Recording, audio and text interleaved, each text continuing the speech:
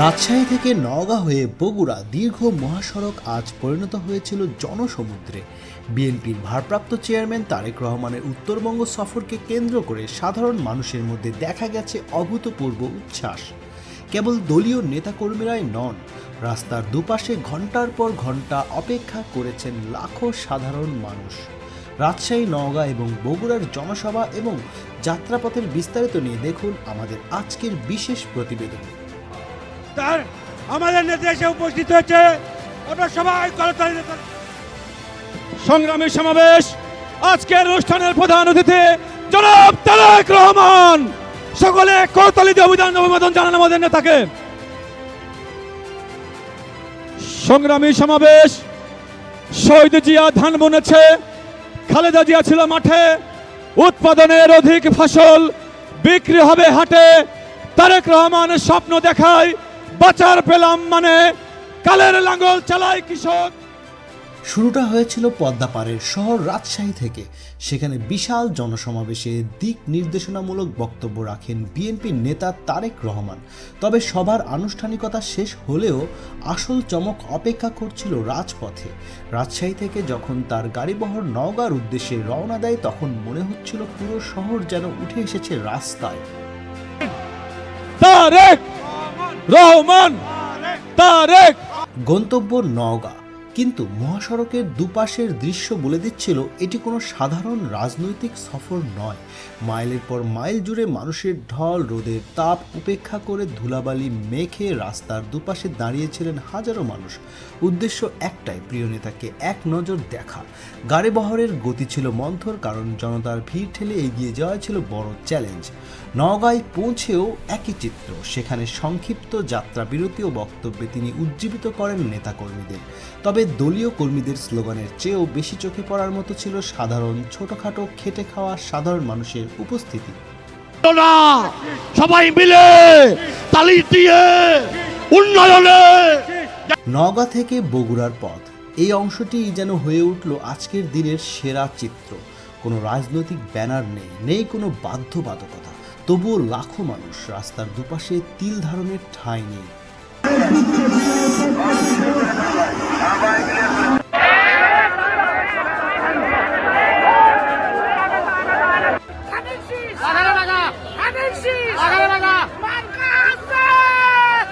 গ্রামের বয়স্ক নারী থেকে শুরু করে কোলের শিশু, স্কুল ফেরত শিক্ষার্থী থেকে শুরু করে দিনমজুর, সবাই রাস্তার দুপাশে লাইন ধরে দাঁড়িয়ে, কারো হাতে ফুল, কারো চোখে আনন্দ অশ্রু।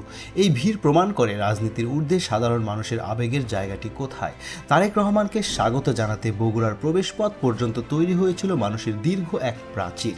দীর্ঘ অপেক্ষার ক্লান্তি ছিল না কারো চোখে মুখে, বরং ছিল এক উৎসবের আমেজ।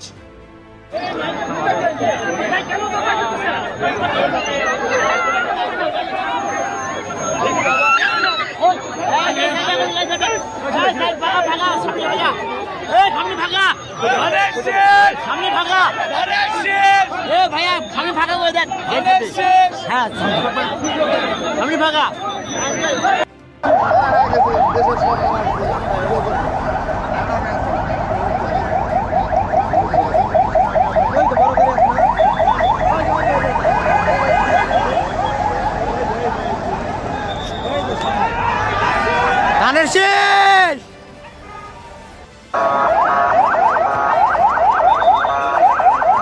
হাবু ভাই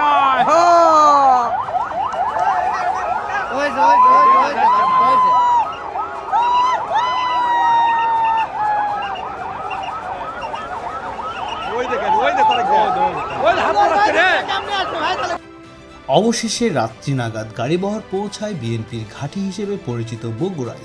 নিজের শহরে ফেরার আনন্দ আর জনতার ভালোবাসায় সিক্ত হন তারেক রহমান। বগুড়া তখন স্লোগানের নগরী।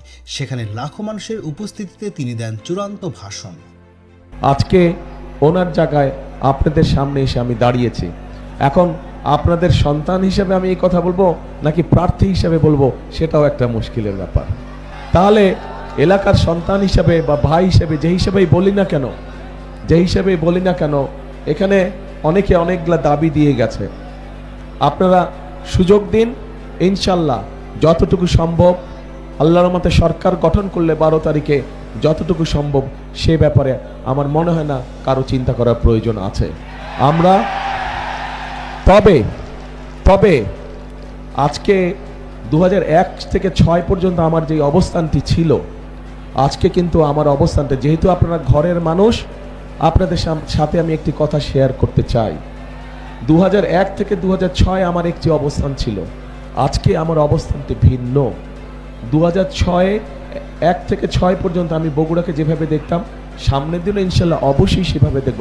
তবে এই যে একটু আগে একটা কথা বলেছেন, একজন প্রার্থী আমাদের বলেছেন যে গত 15 বছর ধরে বগুড়া বঞ্চিত ছিল।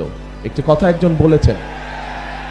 প্রিয় ভাই বোনেরা, বগুড়াই শুধু বঞ্চিত ছিল না গত 15 বছর ধরে।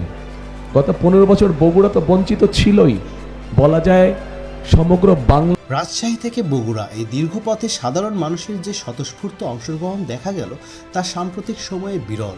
দলীয় কর্মসূচির বাইরে সাধারণ মানুষের এই জোয়ার নিঃসন্দেহে দেশের রাজনীতিতে নতুন এক বার্তা দিচ্ছে।